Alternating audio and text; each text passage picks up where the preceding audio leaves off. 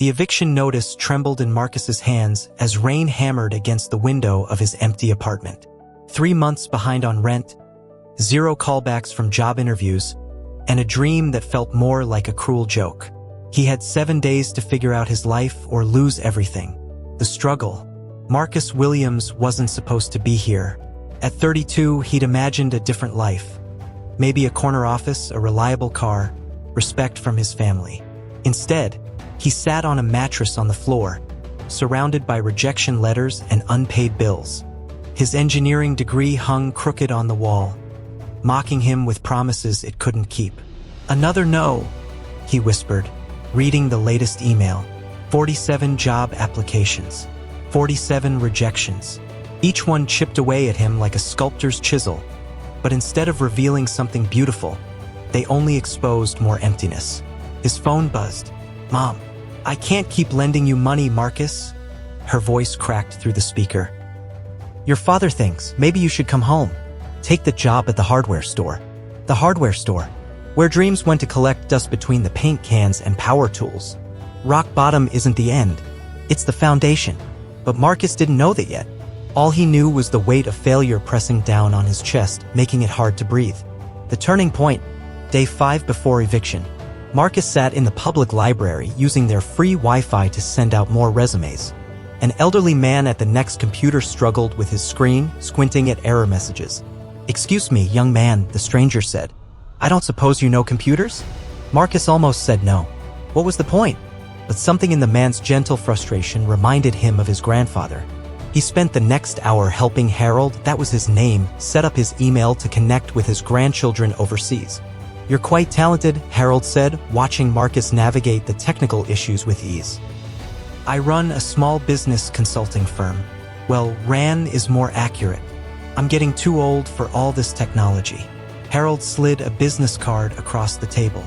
"I need someone who understands computers but can explain them to dinosaurs like me. Can't pay much to start.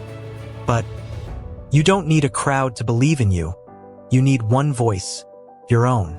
And sometimes Marcus would learn one other person's voice helps too. The climb. The job at Harold's firm paid barely enough to keep Marcus afloat. But it paid. He moved into a studio apartment the size of a closet and worked 16-hour days, learning everything Harold could teach him about business consulting while modernizing the company's ancient systems. "You're different from the others," Harold told him one evening as they worked late. They saw an old man with an outdated business. "You saw potential." Marcus saw more than that. He saw opportunity in every small business owner who walked through their door, frustrated by technology they didn't understand. He started creating simple guides, hosting free workshops at the library where he'd met Harold. Success isn't luck. It's built from sweat, setbacks, and stubborn dreams. But success wasn't linear. 3 months in, Harold had a heart attack. The business teetered on the edge of closure. Clients left. Bills piled up. Marcus found himself staring at another eviction notice, this time for the office. "Maybe it's a sign," his father said during a rare phone call. "That hardware store position is still open." Marcus hung up and got back to work. He reached out to every client, every contact, every possibility. He filmed tutorial videos on his phone, posted them online, offered free consultations to prove the business could survive without Harold. Every no was building the strength I needed for my yes. The breakthrough. One video changed everything. Technology for Real People, Marcus had titled it, showing a local bakery owner how to set up online ordering. It went viral in their small business community. Suddenly, inquiries flooded in. Harold returned from the hospital to find his firm transformed. Marcus had pivoted the business, focusing on bridging the gap between traditional businesses and modern technology. They weren't just consultants anymore, they were translators, teachers, partners in growth. The mountain you're climbing isn't meant to break you, it's meant to reveal who you really are. Within a year, they'd hired 5 employees. Within 2 years, Marcus became a full partner. But the real success wasn't in the numbers or the new office with actual walls. It was in the thank you cards from business owners who'd saved their companies using Marcus's strategies. It was in Harold's pride when he introduced Marcus as the son he never had. It was in the call from his mother, tears in her voice, saying, "I'm so proud of you." When you find your purpose, success isn't just about rising, it's about lifting others as you climb. Reflection and message. 5 years later, Marcus stood in front of a packed auditorium teaching a workshop on business resilience.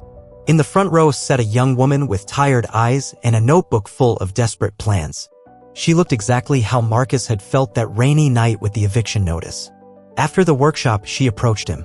"I'm about to give up," she admitted. "Nothing's working." Marcus handed her his business card, the same way Harold had done for him.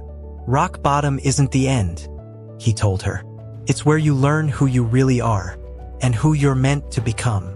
Your lowest point isn't your final chapter. It's the plot twist before your greatest story." That night, Marcus visited Harold, now retired but still sharp as ever. They sat on Harold's porch, watching the sunset paint the sky in shades of possibility. "You know what you taught me?" Marcus asked. "Computers." Harold chuckled. "No, you taught me that sometimes we're so busy looking at closed doors, we don't notice the window someone's trying to open for us. Every master was once a disaster who refused to give up."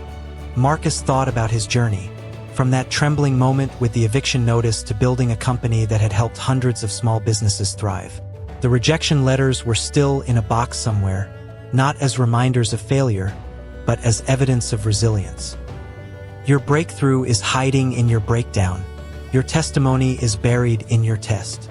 The young woman from the workshop, she became their newest hire and eventually their top consultant. The cycle continued, broken people helping broken people become whole, failed dreams transforming into unexpected destinies. Success whispers to those who've heard failure scream, because that's the truth about triumph. It's not about never falling. It's about learning that every fall is just life's way of teaching you how to fly.